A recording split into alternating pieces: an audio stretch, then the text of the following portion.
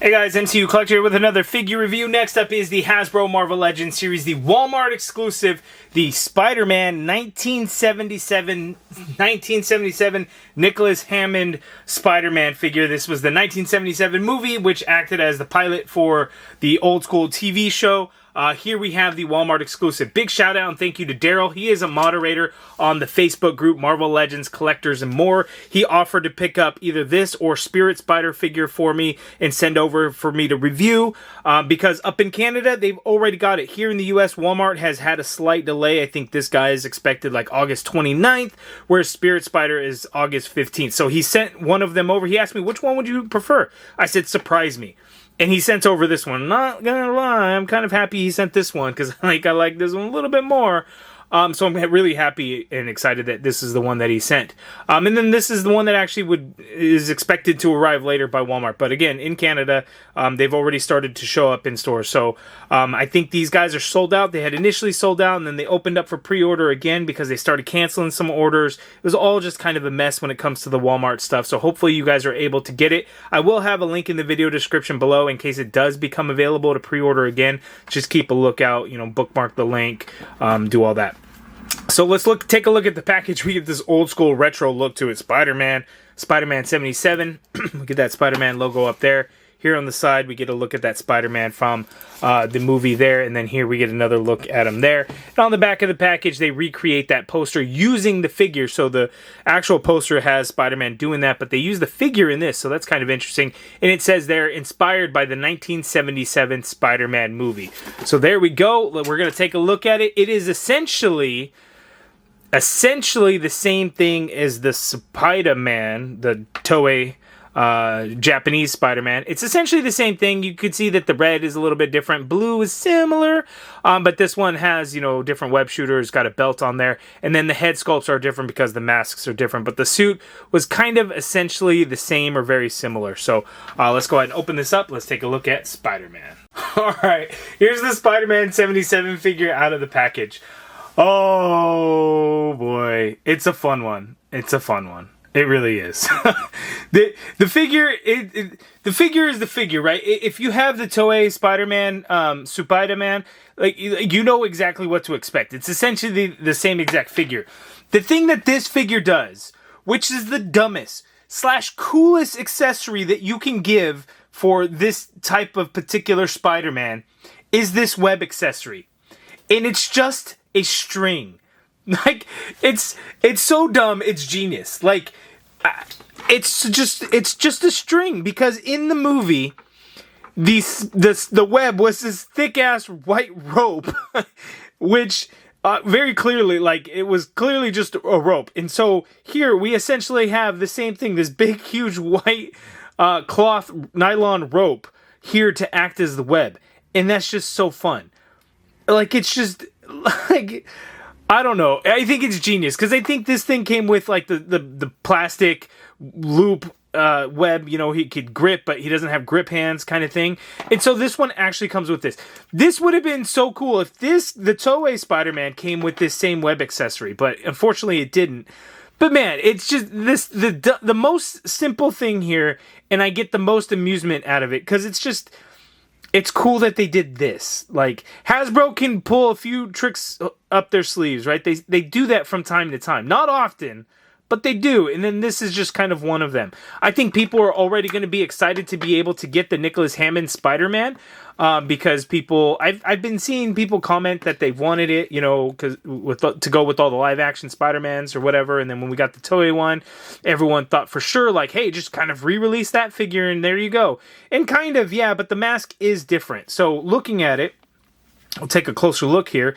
The mask fit very weird, and they did pretty good in terms of proportions on his head to make it look like it's kind of rounded and stuff. But in the actual movie, it didn't look great, right? The mask, because it was form-fitting and they didn't have any kind of padding or shell inside to kind of round out and make it look like a normal head. So it was a head, and then because of his hair and everything in his face, it just looked. It didn't have a real clean look, but that was cool back then. And then if you look at the back of the mask, you could see that they sculpted in some wrinkles in there to kind of show like, hey, this is like a real person's head just under a thin piece of material for a mask. So that's cool. It is fairly rounded out though, so just a heads up on that. And then the eyes did have like a grayish color, so they kind of went with the silver here for the lenses, and that's cool.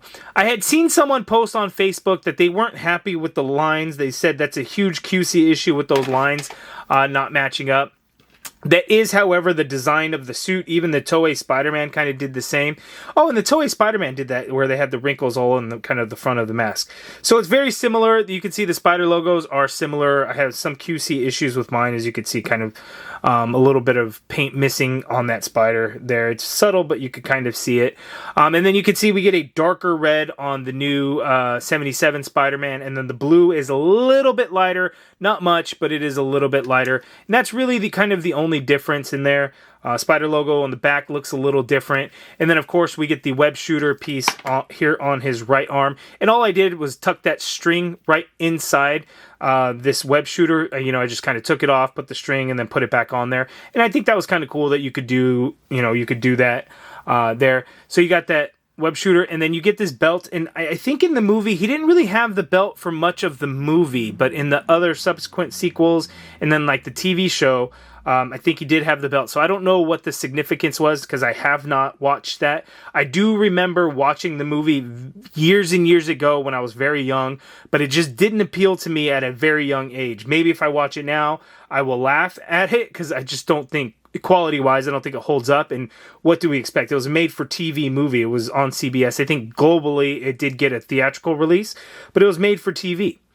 But interesting things on the belt. You get a little web pattern there in the red, and then this looks like a little Spider-Man mask type of thing, or what it looks like a mask. Maybe I'm just thinking that because of the shape, or it's just another like web design on there. So that's interesting, and it looks like you can unclip it right there. I don't really want to clip it because I bet you it's going to be difficult to get off, because it's really form-fitting around his waist. So you really have to have it up above the waist swivel, so when you move it around, because if you try to have it down there and move it around, you might pop that off. And again, I think it's going to be probably difficult to get back on, and I definitely don't want to do that.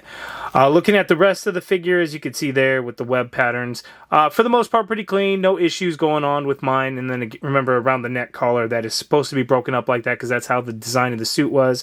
Couple lines here on the mask don't quite line up, but it's not too bad. Can't complain too much. The accessories that he comes with, aside from that nylon string, which is just, again, the coolest accessory that I'm just really happy to have, we get a pair of fists for the figure, and then he's also got open hands there. So no grip hands for that web, so you kind of have to make it work there. And then we just get these two web pieces here, these plastic, they're just done all in white, and these had originated in like a Gamerverse figure. And it's a cool concept. You could just have it either like on top of an opponent, right? Or he takes out a bad guy and just kind of has him webbed up. Or you could just like stick it on a wall somewhere, and that could just kind of be, setting up what you're trying to do there.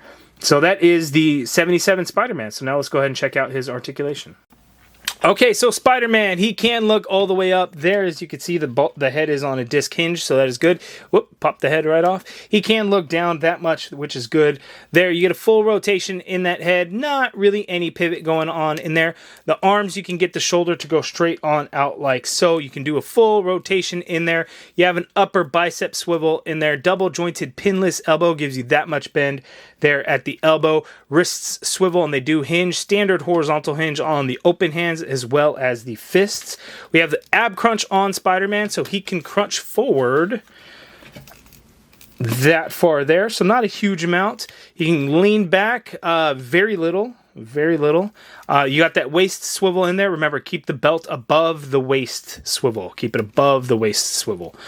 And then legs go out that far apart. He can kick forward that far, which is good because Fantastic Four figures can't kick up very far at all. Leg doesn't really go back. You got the upper thigh cut in there. Double jointed pinless knee gives you that much bend there at the knee. We do not have a calf swivel. Foot hinges down that much there. You get a little bit of hinge up, ankle pivot, peg holes at the bottom of the feet. So pretty good articulation. Keep in mind, like, Spider-Man should be much more agile than this. But this is a live action 1977 Spider-Man.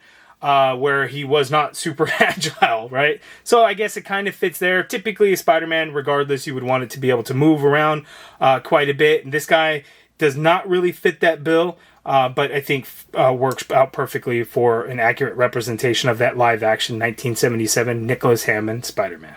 Okay, and so as you can see, the side-by-side comparison of the Toei Spider-Man versus the 1977 Spider-Man. And for a bit of fun, let's go ahead and take a look at all our live-action Spider-Mans going on. So let's go, just for the comparison, for the review. So let's go Toei.